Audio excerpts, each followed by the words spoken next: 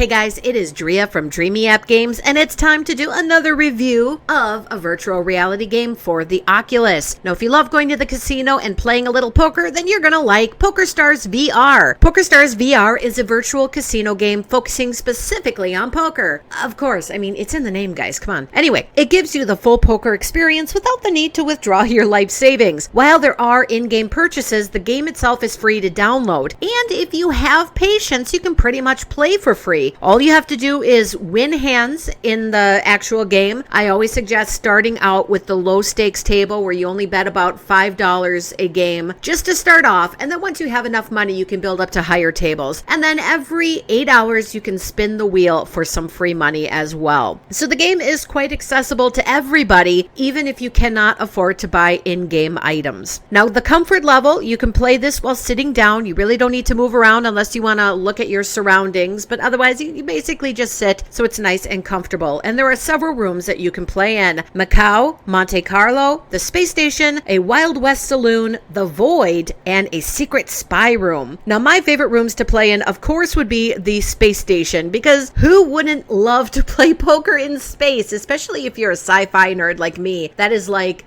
the ultimate dream. And of course, I also love the saloon. One of my favorite vacation spots is Deadwood, South Dakota. It's a place frozen in time, still resembling the Wild West, with old-fashioned saloons that look very much like the ones in PokerStars VR. It's very cool. Now, interestingly, if you play poker, which is one reason why I'm sure you would love to play this game, you've probably heard the term dead man's hand. Well, that came from Deadwood. Wild Bill Hickok, famous gunslinger and lawman of the Wild West, was playing poker in Deadwood at saloon number 10 when Jack McCall came up behind him and yelled, "Take that!" and then shot him in the back of the head. Wild Bill died instantly, still clutching onto his cards, a pair of black eights and a pair of black aces, plus a hole card that nobody knew what it was: the dead man's hand. Now, Jack McCall was tried for the murder of Wild Bill Hickok, but he got off because he stated his defense was when Wild Bill was still a lawman, he killed his brother in cold blood, and it was just retribution for that murder, and he was found innocent in that court. Well, later, he had been bragging about killing the famous Wild Bill Hickok over poker. I guess they had played poker together, and Jack was not a very good poker player, so Wild Bill took all of his money, and he killed him over that. Well, it turns out that the first trial was illegal because it was done on Native American territory, so Americans had no jurisdiction. That means double jeopardy did not apply, so they retried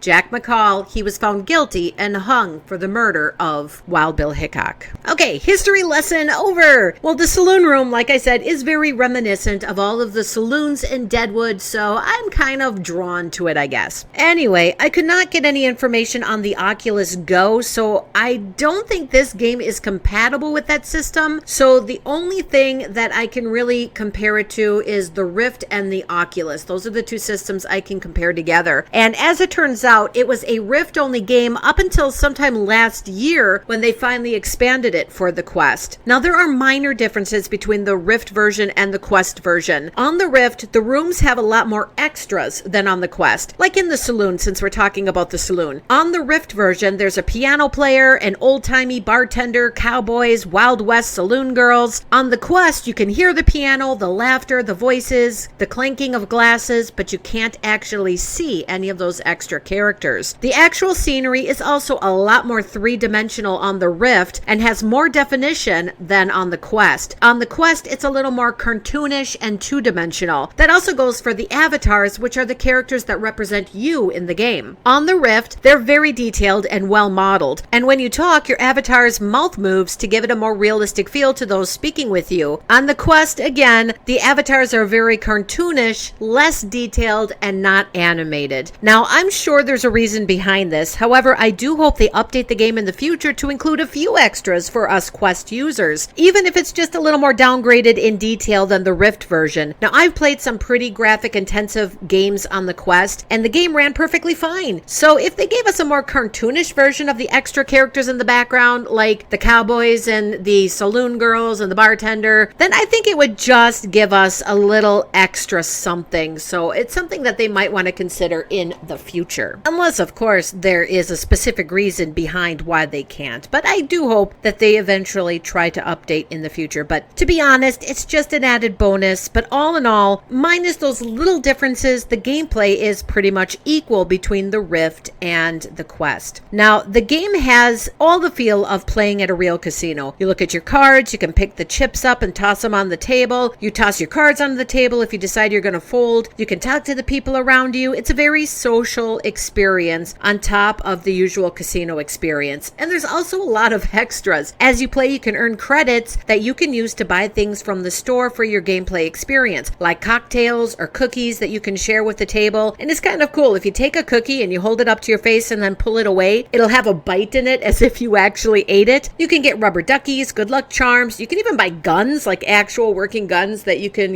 shoot off at different targets while you're playing the game. Appearance items for your avatar, cigarettes, cigars, or pipes. Again, you put the cigarette, cigar, or pipe to your face and you pull it away and a puff of smoke will come out just like you're actually smoking. The coolest thing that I have is the small toy UFO and these miniature donkeys and cows. The UFO will start flying around, and if you have a donkey or cow out, it'll stop right above them and actually abduct them into the ship and then take them to another place in the table and drop them off. It's just fun little stuff like that. So the actual gameplay experience is pretty fun, I guess, depending on whether you're winning or losing, because I know when you lose it still sucks. I mean, even though it's fake money and it's, you're playing for free, it still kind of sucks when you lose, especially when people start gloating. But, but it's a fun game. That's not to say it's all fun. I have encountered a lot of issues. One of the biggest issues are other players. While I've had a lot of encounters with decent people who are just looking for a few laughs and to play some poker, there are a lot of grown men who still live in their mama's basements and have about as much social graces as a pig rolling around in urine-soaked mud. A lot of women are actually starting to make male avatars and muting their voices, because as soon as you log on, if you have a feminine voice or a female avatar, those socially inept idiots think it's hilarious and oh so original, like they're the first ones to ever think of it, to start pretending to grope your avatar or make sexual sounds or say disgusting and downright disturbing things to you, and they will literally stalk you throughout the game. Now, you can report them, but one of the worst offenders, who was reported by like 3 different people, several days later was still there acting the fool. A grown man, his mommy probably didn't hug him enough or something, but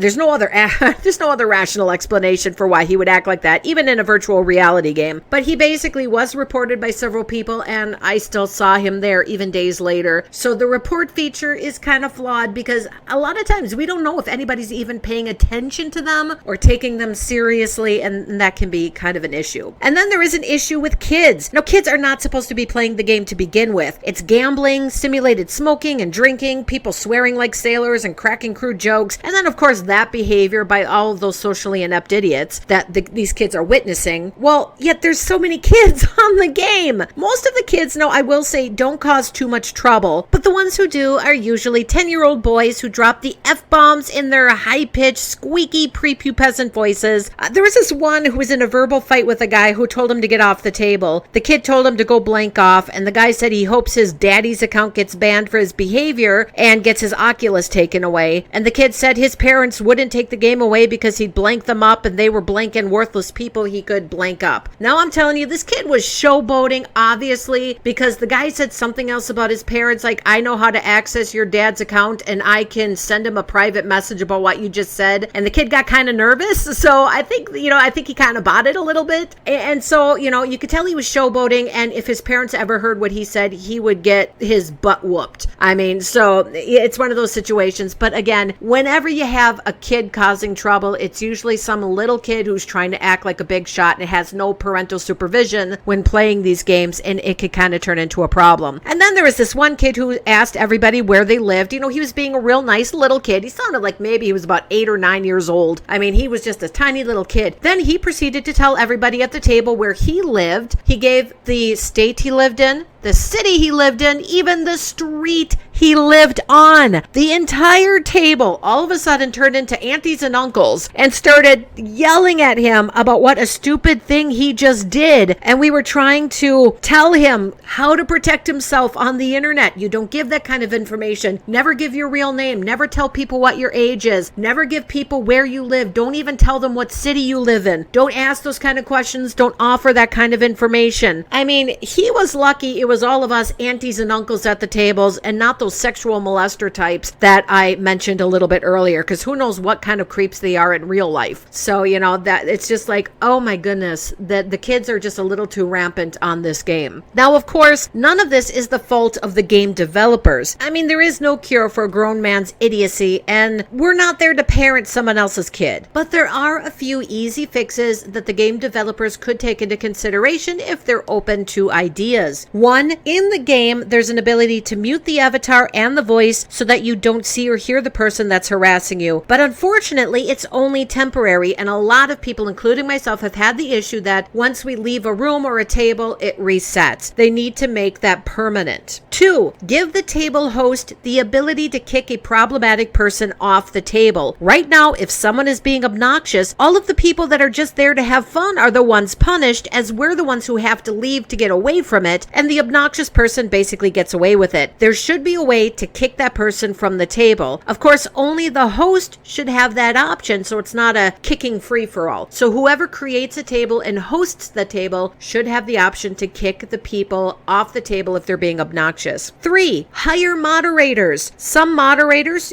could be online during specific hours, so there is an online presence. They could be in the game. That way, if there is an issue, it can be dealt with immediately. And four, create a version of the game that you have to purchase. Less people are going to be less willing to be dinks when they have to pay to play a game. Keep the dinks on the free version and create a paid version for those who just want to have fun and seriously play poker. Now, of course, this wouldn't be a cure-all, but it would reduce the issues. Now, there are things that players can do to protect themselves. In the Oculus menu, you can click on sharing and hit the record button. That will record your entire gaming experience. If a problem arises, you take the clip of that particular issue, make sure that you film the dink's avatar and name, download Discord, which is a similar free application like Skype, join the channel for PokerStars VR, and post the clip of the dink being a dink. Now, a moderator for the channel may see the video and the complaint and turn it over to those who can actually do something about it. I do know that I did that one time, and somebody who was really, really obnoxiously bad and disgusting and filthy ended up getting banned after the moderators saw that particular video clip of just how bad that person was, because, I had evidence of the harassment. Another thing, parents, you need to supervise your kids. Don't let them play their Oculus in privacy, especially if they're under 13 years old. Know what games they're playing and who they're talking to if it's a game like this where you can talk to people from around the world, and know what they're saying, especially when they're talking to those kind of people. Are they telling them personal information? Are they getting too personal? Are they being obnoxious? Are they cussing and swearing like an adult? We can't parent your kids. A game developer cannot parent your kids. With your cooperation, we can make their gaming experience safer, but only with your cooperation. Parents have to be the parent. Minus those two issues, however, unsupervised kids and the socially inept, this game generally is fun to play, and I've had more positive experiences than negative. Just last night, I sat at a great table where we had the most fun, hilarious conversation.